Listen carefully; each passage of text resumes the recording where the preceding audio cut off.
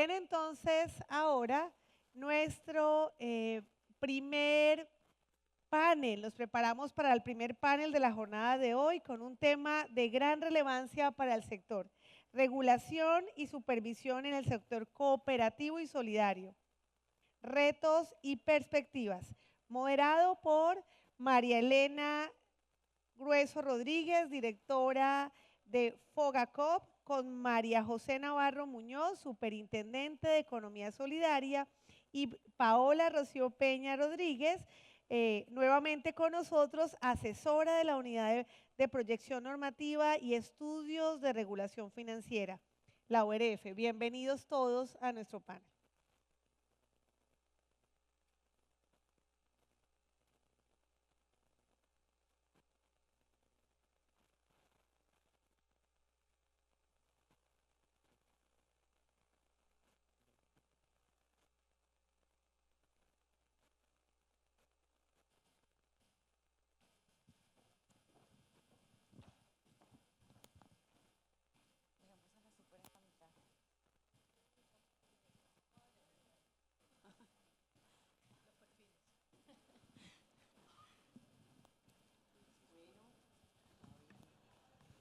Aló, ahora sí. Bueno, muy buenos días para todas, para todos. Qué gusto estar acá. Esto ha sido el día de ayer y el día de hoy de verdad muy enriquecedor. Nos damos cuenta de los retos que tenemos como sector de ahorro y crédito, pero además todas esas posibilidades que se abren para los asociados, depositantes, ese consumidor de las cooperativas de ahorro y crédito, cooperativas financieras. Aquí un gusto estar acompañada de la regulación con Paola y por supuesto el supervisor. Son estas entidades claves para el desarrollo del sector, para su fortalecimiento, y pues me hago propaganda también y desde Fogacop, que somos su asegurador de depósito, generando confianza en el sector cooperativo. Bueno, voy a empezar por la superintendente. Veíamos un poco en temas de transacciones digitales, cómo está el sector de ahorro y crédito. Hay un estudio que sacó la Unidad de Regulación Financiera con Banca Oportunidades y nos dice que las transacciones del consumidor financiero, las cooperativas de ahorro y crédito y cooperativas financieras, el 20% son digitales, el 50% en oficinas y el 30% en cajeros automáticos. Ahí yo quisiera saber, María José, ¿qué ves, qué retos tienen las cooperativas para poder seguir incursionando en el tema digital y prestar esos servicios digitales a los ahorradores? Bueno, buenos días a todos y a todas. Muy contenta también de estar acá con ustedes, de estar acompañada además de María Elena, de Paola, con quien articulamos y trabajamos todos los días para seguir fortaleciendo el sector de ahorro y crédito. Y bueno, estoy tratando de organizar las ideas para no extenderme tanto porque hay tanto que decir en temas de transformación digital. Quiero arrancar con el decreto de segmentación. Yo creo que es un gran paso porque allí ya sacamos a las cooperativas de ahorro y crédito de una misma bolsa y las ponemos sí en una misma bolsa, pero con unos pisos, ¿cierto? Y eso nos permite establecer de manera mucho más rigurosa, primero determinar, por supuesto, que algo que ya sabíamos, pero que no lo habíamos plasmado en un decreto, y es que hay unas diferencias en capacidades, especialmente en capacidades, y segundo, pues prepararnos desde la supervisión para supervisarlas de forma diferenciada. Y en temas de tecnología, por ejemplo, nosotros por el estudio de la segmentación nos damos cuenta cuánto se gastan las cooperativas de ahorro y crédito para pues estar en el tema de transformación digital. Y nos encontramos que las 8 cooperativas más grandes, las cooperativas en la categoría plena, usan aproximadamente el 3,5% digamos, de su gasto de su gasto total en temas de tecnología. Pero cuando nos vamos para las cooperativas básicas, es menos tal vez en recursos, aproximadamente 900 millones de pesos en promedio versus 9.000 millones en promedio de las categorías plenas, pero acá estamos hablando del 12%, el 12% de su gasto total. Y aún así, el esfuerzo de las cooperativas de la categoría básica, que son las que más nos preocupan en materia de transformación tecnológica para poder, digamos, hablar de barreras de entrada a la oferta de los nuevos productos financieros, se quedan todavía muy en la cola para poder avanzar allí. Entonces estamos hablando de un tema de capacidades que tenemos que revisar. Tú lo decías, Paola, no los vamos a dejar solos, vamos a hacer instrucciones, vamos a acompañar, pero también hay un tema acá que, pues debo decirlo, de inyección de capital. De inyección de capital, porque estamos soltando a las cooperativas, tú lo decías, en un mundo, pues por supuesto no los podemos soltar con la cancha inclinada, pero pues hay que recoger, digamos, el esfuerzo que están haciendo, el 12% de su gasto total en tecnología, para mirar cómo podemos desde la institucionalidad de fomento, además, avanzar en centros de servicios compartidos, por ejemplo, en materia tecnológica, o en abaratar un poco más el acceso que tienen las cooperativas de ahorro y crédito, sobre todo las básicas, que son 122, son la mayoría, y son las que están en las regiones más apartadas, para que puedan estar, digamos, entrar a este mundo de la manera más competitiva. Aquí de lo que se trata es de competitividad, de ponerlas en esa cancha, pero que puedan ser también competitivas para que al final podamos tener un sector más fortalecido. Bueno, sí, creo que aquí hay una gran oportunidad para el sector, hablando un poco de esas uniones con de pronto una entidad sombrilla que provea todos esos servicios digitales al sector. Yo creo que ahí un poco con el lema de este congreso es unámonos para seguir creciendo y prestando servicios. Un poco, María José estaba hablando del decreto de segmentación. Hace poco la Unidad de Regulación Financiera puso a disposición de la ciudadanía y principalmente las cooperativas y gremios el decreto de segmentación para categorización de las cooperativas. Creo que aquí es un reconocimiento de la heterogeneidad de nuestras cooperativas de ahorro y crédito. Paola, cuéntanos un poco más y qué se busca mediante ese decreto de segmentación. Yo les advertí que vamos a volver sobre ese decreto, ¿cierto? Por eso no me extendí en la presentación. Pues María José acaba de dar un panorama muy amplio de efectivamente lo que se busca con la segmentación, y aquí la unidad, yo creo que un concepto con el que se deben ir es el concepto de capacidades, y un segundo concepto de fortalecimiento desde esas capacidades.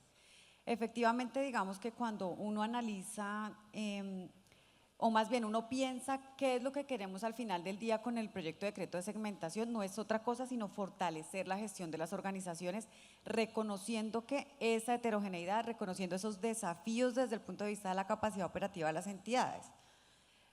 ¿Por qué? Porque entrar a diferentes discusiones y diferentes conversaciones puede ser distinto de acuerdo con la punta en la que te encuentres como entidad. Cuando la unidad, digamos, plantea los beneficios alrededor de la segmentación, empieza uno a tener unos componentes de conceptos un poco complejos a veces de entender, pero efectivamente empecemos a ver las entidades cómo están disponibles para enfrentar, por ejemplo, eventos sistémicos.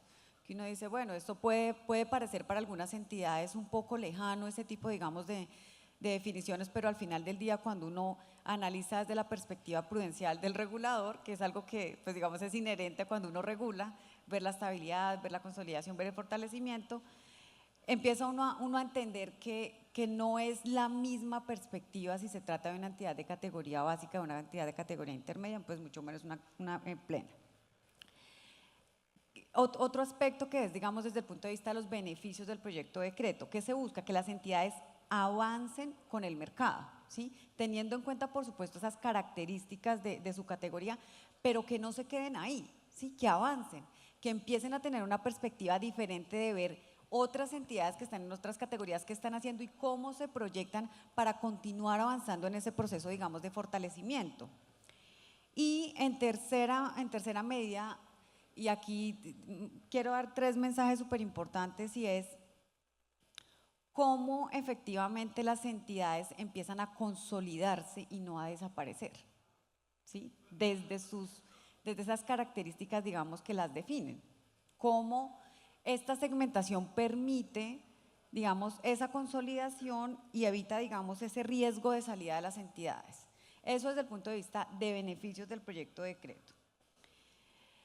La unidad, digamos, es consciente de los desafíos que implica implementar algunos estándares, digamos, cuando se habla del concepto de estándares internacionales, uno a veces dice, uy, ¿hacia dónde vamos? Pero digamos que la unidad es consciente de esto, y aquí lo dato también con un tema que planteabas de costos, y es efectivamente cómo vemos que la implementación de esos estándares internacionales responda a esas estructuras de costos de las entidades. Entonces yo creo que ahí pararía para respecto de lo que son los beneficios del proyecto de decreto de segmentación, un par de, digamos, de reflexiones finales, y es alrededor de algunos mitos que ha existido con el proyecto de decreto, y es la segmentación no implica flexibilizar, digamos, la regulación prudencial. Eso es muy importante tenerlo en cuenta, porque al contrario estamos orientados a un fortalecimiento del sector, digamos, a la consolidación del sector como este vehículo de inclusión financiera. Otro tema otro mensaje que quiero que se lleven, esto no implica, digamos, fusionar las entidades, ¿sí? Cuando hablamos, digamos, de modelos de apoyo, de cooperación y demás, no estamos hablando de que desaparezcan o que se fusionen, no. Al contrario, es ver cómo echamos mano más bien de lo que hoy existe para fortalecer y seguir compitiendo, digamos, dentro del mercado. Y finalmente, algo que venía de plantear en la presentación, y es ver cómo algunas entidades que ya están más listas para dar ciertos pasos, también desde la regulación prudencial y desde la regulación de pagos, desde la regulación de Open, las impulsamos también para que empiecen a dar, digamos, esos avances desde el punto de vista de oferta de valor para sus asociados. Yo creo que esos serían los temas que… Perfecto, yo creo que este es un tema pues que todos hablamos en los pasillos, hablamos en las reuniones. Nuevamente la invitación a realizar comentarios, ¿o ya se cerró? Bueno, aquí voy a hacer una cuña. El lunes va a haber, sabemos que hay inquietudes alrededor del proyecto de decreto de segmentación. El lunes la Unidad de Regulación Financiera va a hacer un webinar que va a ser una oportunidad súper interesante para que ustedes participen, conozcan temas más específicos, digamos, del proyecto de decreto, puedan tener alguna interacción sobre dudas que tengan. Va a ser el lunes de 2 a 3 de la tarde, es virtual, la pueden tomar desde donde estén. Qué bueno que eventualmente si encuentran, digamos, alguna inquietud que sea producto luego de ese webinar, pues también puedan ir a la unidad y conversar sobre estos temas, ¿vale? Me van a ayudar a compartir el código QR para que puedan hacer el registro, y pues qué bueno que este sea un espacio también en el que ustedes puedan participar y puedan conocer con más detalle pues de qué se trata el proyecto de decreto, y pues si tienen inquietudes las puedan abordar allí. De acuerdo, de verdad que la participación de todos ustedes es trascendental para que con este decreto se logre lo que se busca, el fortalecimiento del sector, el reconocimiento de la heterogeneidad del mismo, y sobre todo, no que todas se queden en el grupo de las pequeñas, sino al contrario, que vayamos avanzando con una buena regulación a que estén todas las cooperativas en categoría plena, todas las 176 cooperativas, bueno, 74 de ahorro y crédito, que queden en categoría plena. Nadie está hablando de fusiones ni incorporaciones, sino por el contrario, ojalá que sean más cooperativas que puedan estar prestando sus servicios a lo largo y ancho de nuestro territorio. Bueno, María José, yo creo que un poco para que sigamos hablando de temas de oferta digital que deberían pues seguir avanzando las cooperativas. ¿Cómo impacta la oferta de productos financieros digitales en las cooperativas de ahorro y crédito? ¿Tú cómo la ves desde el supervisor? Bueno, quiero contarles dos cosas.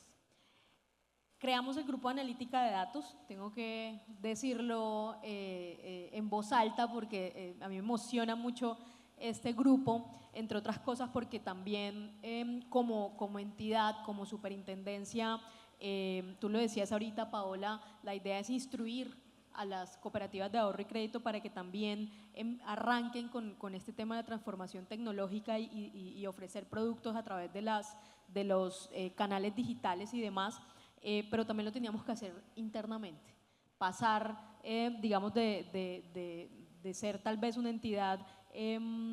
Hace unos días Eduard, el coordinador del Grupo Analítica, me decía una entidad 2G a una entidad 4G. Básicamente en eso estamos.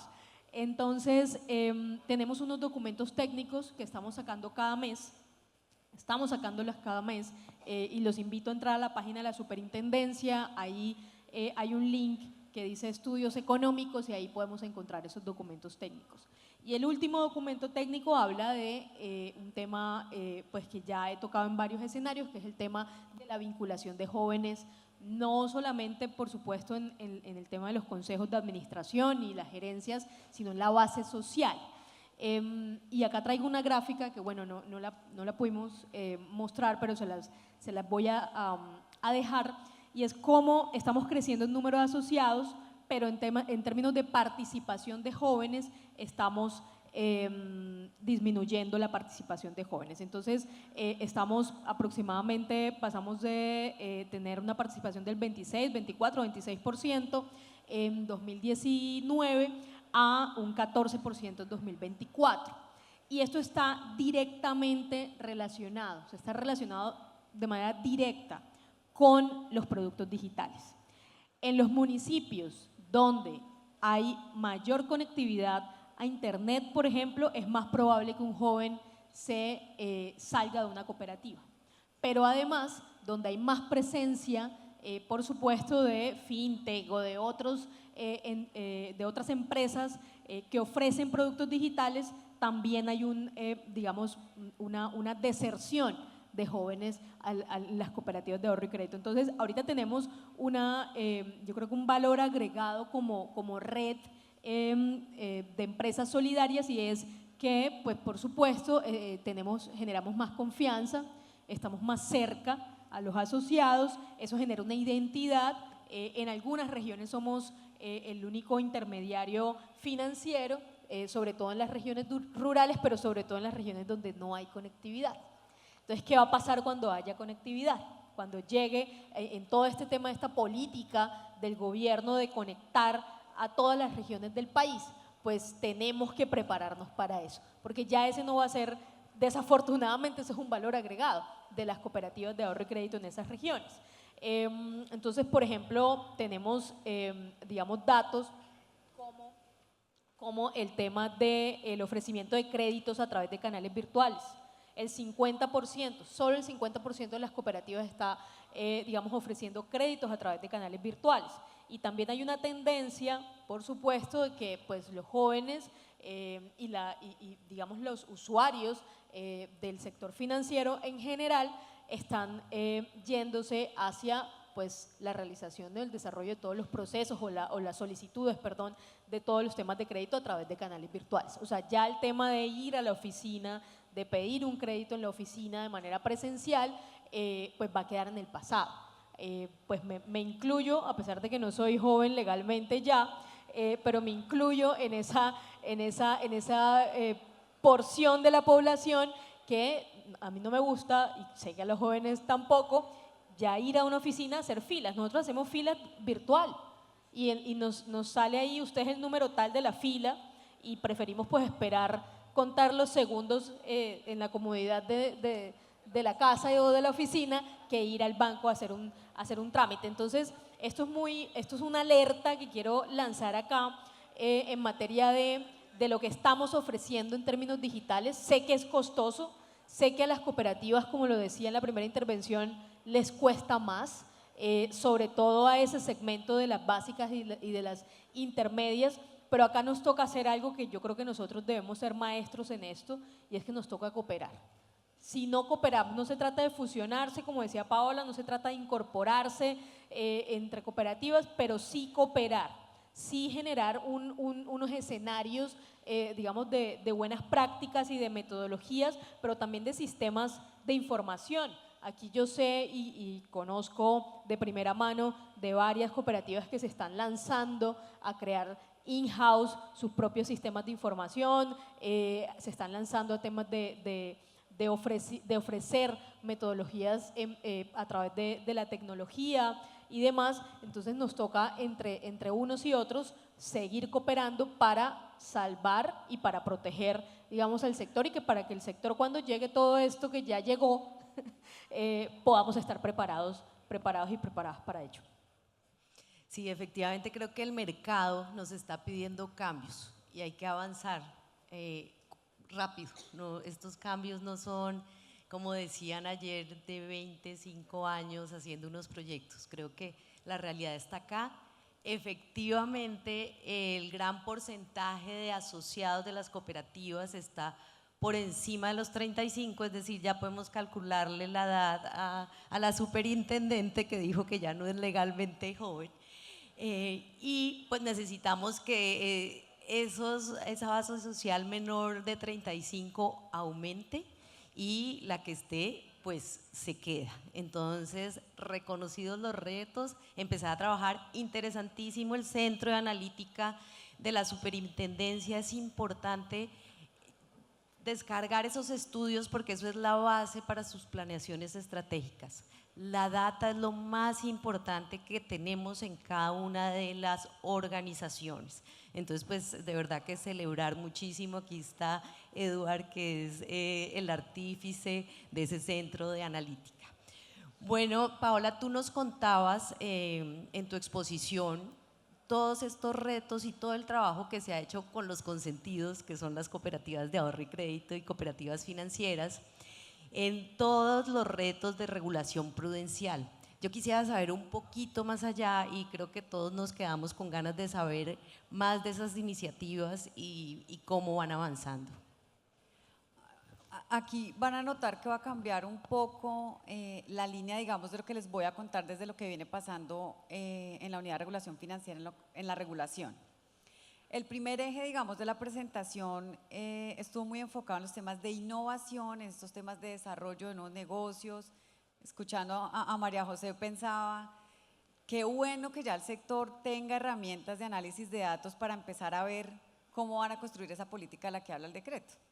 Entonces ya estos empiezan a ser insumos que les va a permitir ver cómo es que van a capturar a la población joven, cómo es que van a generar una oferta de valor. Y qué interesante esto, porque digamos, la unidad tiene otro eje, que es el eje de regulación prudencial del que hablas, María Elena, que van a darse cuenta que está un poquito, digamos, varía un poco de lo que tiene que ver con el tema de innovación. Segmentación es un proyecto que hace parte, digamos, del paquete de regulación prudencial. Allí, naturalmente, de acuerdo con lo que les comentaba en la presentación del decreto de pagos, hay algunas interacciones entre este mundo de la regulación prudencial y el mundo de la regulación relacionada con innovación, con digitalización, con esquemas de datos abiertos. Pero resulta ser que la unidad está trabajando en otros temas que también son de su total interés y que pues tu pregunta me permite, digamos, contarles. La hoja de ruta que la unidad de regulación financiera planteó en el año 2022 para el fortalecimiento del sector incluyó no solamente las tareas que, digamos, detonan con el proyecto de decreto de pagos, sino también incluyó otras tareas relacionadas, por ejemplo, con lo que tiene que ver con liquidez del sector, ¿sí? Como es tradición en la unidad de regulación financiera, nosotros los proyectos de decreto siempre los acompañamos de una tarea, digamos, de diagnóstico y de estudio previo que nos permita, digamos, contar con propuestas regulatorias que en realidad respondan, digamos, a los desafíos que desde el punto de vista regulatorio vemos. Y aquí en este eje prudencial, digamos, están trabajando 3 iniciativas que paso a mencionarles de manera, digamos, general, esto sin perjuicio, por supuesto, de que luego tengamos conversaciones, digamos, más fluidas o más profundas frente a cada uno de los proyectos. El primero, como les decía, pues es el de segmentación, que ya está en comentarios y pues estará muy próximo, digamos, a surtir el proceso de expedición. El segundo, y María José lo planteábamos ahorita cuando conversábamos de segmentación, es el que tiene que ver con centro de servicios compartidos. Y es efectivamente ver cómo empezamos a generar estos ecosistemas de cooperación al interior del sector que nos permita, digamos, fortalecer esas capacidades de gestión en las entidades pequeñas y continuar avanzando, digamos, en el desarrollo de competencias en estas nuevas dinámicas digitales y demás. Existe también un proyecto que seguramente lo han escuchado en algunos de los escenarios, que es el estudio sobre cobertura y liquidez. Este estudio, digamos, hace parte de una tarea de las que quedó en la hoja de ruta y lo que busca, digamos, principalmente de cara a la actividad que vienen desarrollando los fondos de empleados y las mutuales, es buscar alternativas que permitan, digamos, que sean viables para el aseguramiento de los depósitos, ¿sí? Aquí básicamente lo que buscamos con este proyecto o con este estudio, que más adelante veremos si detonan un proyecto regulatorio o no, es responder a preguntas como estas. ¿Se necesita asegurar los depósitos de los asociados que se encuentran en los fondos de empleados? Sí, se necesita, no se necesita. Si se llegara a necesitar, ¿cuál sería el mecanismo más adecuado? ¿Hacia dónde tenemos que orientar, digamos, el análisis de este tipo de discusiones? Son discusiones que se ponen sobre la mesa, digamos, para la construcción de la regulación, y esto es muy importante que lo tengan en cuenta. La unidad de regulación adelanta, digamos, este tipo de iniciativas para poder entender y verificar cómo desde la regulación prudencial se puede fortalecer el sector. Aquí nuevamente la invitación a que ustedes participan de manera activa en estas discusiones. La unidad, digamos, va a propiciar unos escenarios a través de encuestas, a través, digamos, de diferentes interacciones con ustedes, para que ustedes también puedan poner sobre la mesa cuáles son los planteamientos, eventuales alternativas y consideraciones frente a este tipo de discusiones que hoy en día, digamos, se están adelantando en la unidad de regulación financiera. Este análisis digamos, desde la perspectiva de esquemas de liquidez también comprende un estudio sobre lo que se ha denominado prestamista de última instancia, y es efectivamente cómo, digamos, a partir de unas consideraciones que existen hoy en el sector, en el que solamente las cooperativas financieras pueden acceder, digamos, a recursos del Banco de la República, cómo, digamos, este tipo de elementos, este tipo de herramientas también se extienden a las cooperativas de ahorro y crédito. Es el Banco de la República el llamado a cumplir también este rol. Eventualmente sería, digamos, otro modelo distinto que le permita en últimas a las entidades beneficiarse de este tipo, digamos, de herramientas en materia de liquidez. Esto también está puesto sobre la mesa, también es una discusión en la que seguramente ustedes van a tener una participación muy activa. Y finalmente, un tema que tiene que ver con el rol de FOGACOP es efectivamente cómo también el fondo puede acceder a recursos para, ante, digamos, eventos atender de eventuales situaciones de siniestro. Una cooperativa puede acceder a estos mecanismos también de liquidez. Este estudio se está adelantando con apoyo de la CAF, es muy importante que lo tengan en cuenta. Aquí se está, digamos, terminando de consolidar ese trabajo que se vino desarrollando desde la hoja de ruta, en la que se busca, digamos, a partir digamos, del trabajo conjunto, interinstitucional, tanto con la superintendencia como con FOGACOP, poder entender y poder generar alternativas o iniciativas que de verdad respondan a las necesidades del sector. Ese es digamos, todo lo que tiene que ver con el eje de liquidez. Aquí es muy importante, de nuevo, y yo soy súper insistente en eso, por favor, que ustedes se incorporen en estas conversaciones, en estas discusiones. La unidad de regulación financiera sí cuenta con el apoyo de CAF, estamos haciendo un trabajo interinstitucional robusto, hay un equipo de consultores que, digamos, está apoyando a la unidad en el desarrollo de estas iniciativas, pero qué mejor que ustedes, que conocen lo que hacen y que saben, o podrían más bien poder dar elementos acerca del impacto que estas iniciativas podrían tener en el desarrollo de sus actividades, quienes puedan tener esa interacción con la unidad, quienes puedan participar, digamos, en estos procesos de consulta pública. Los estudios se ponen a consideración de ustedes para que ustedes lo lean, revisen, efectivamente, digamos, comprendan qué hay detrás de todas estas iniciativas desde el eje prudencial, y pronto también van a tener invitaciones para que se sienten a participar en estas mesas, en estas encuestas, y pues qué bueno que de ahí pueda salir un trabajo, digamos, articulado en cumplimiento de este propósito de fortalecer el sector. Gracias, Paola. Yo creo que pues aquí hemos hecho unos avances bien importantes. Yo quisiera quedarme aquí charlando desde el punto de vista del regulador y desde el punto de vista del supervisor, cómo vemos y cuáles son esos retos, pero creo que aquí ya tenemos temas interesantes. Lo primero, estar muy pendientes de la regulación. Esto es un trabajo conjunto. Sin la participación de todos, pues no van a salir las normas pues que queremos para el fortalecimiento. Entonces, nuevamente ese llamado. Hay retos importantes en digitalización, ya nos lo comentaba la superintendente. Entonces, miremos ese estudio, hagamos uso de todo el centro de analítica que tiene el supervisor. También desde Fogacop tenemos una red de datos importantes para poder ver cómo seguir creciendo. Por el otro lado, hay algo recurrente, centro de servicios compartidos, para que logremos estar a tono de estos retos tecnológicos, sistema de pagos, temas de digitalización, necesitamos la unión. Y finalmente, yo diría que en el tema de segmentación, no se olviden de inscribirse al webinar, importante que participemos todos, que hagamos nuestros comentarios y apropiemos ese decreto para que salga de la mejor manera. Muchísimas gracias a las panelistas. Creo que la superintendente quiere dejarnos un último mensaje. Es que muy poquito tiempo, tengo que decirle a Santiago que la próxima vez nos deje un poquito más de tiempo, porque 30 minutos es muy poquito para todo lo que queremos decir. Pero no, quería hacer una invitación y un anuncio que sé que están esperando. La primera invitación es que podamos, entre todos, Unidad de Regulación Financiera, Visionamos, COP Central, Fogacop, hacer un encuentro que nos permita conocer buenas prácticas en términos de digitalización. ¿Qué están haciendo las cooperativas de ahorro y crédito en materia de digitalización? Sé que hay muchas haciendo esfuerzos individuales, algunas han cooperado con otras, pero si nos sentamos, no sé, 2 días, 3 días en mesas de trabajo a revisar qué están haciendo, a que podamos compartir escenarios, creo que sería un buen ejercicio para tener un diagnóstico más real de cuál es la situación digamos actual en materia de digitalización de las cooperativas y con base a eso pues poder encaminar esfuerzos hacia el fortalecimiento. Y creo que ahí tenemos que juntarnos todos como institución para poder generar ese espacio o esos espacios, porque pueden ser varios. Bueno, eso es lo primero. Y lo segundo, modelo de pérdida esperada.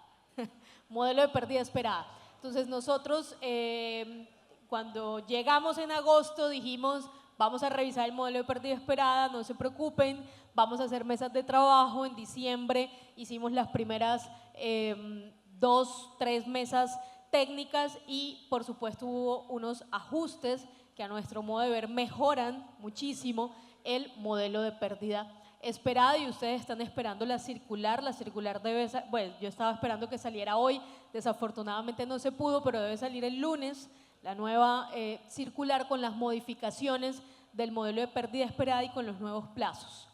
Entonces, pues por supuesto esta circular va a entrar a comentarios, pero pues quiero decirles que por supuesto se corre el plazo y el inicio pues de la implementación como tal, como está en la circular, y aquí les chiveo un poco la circular que no ha salido y que sale el lunes, será el 1 de enero de 2025, es decir, 6 meses digamos de transición.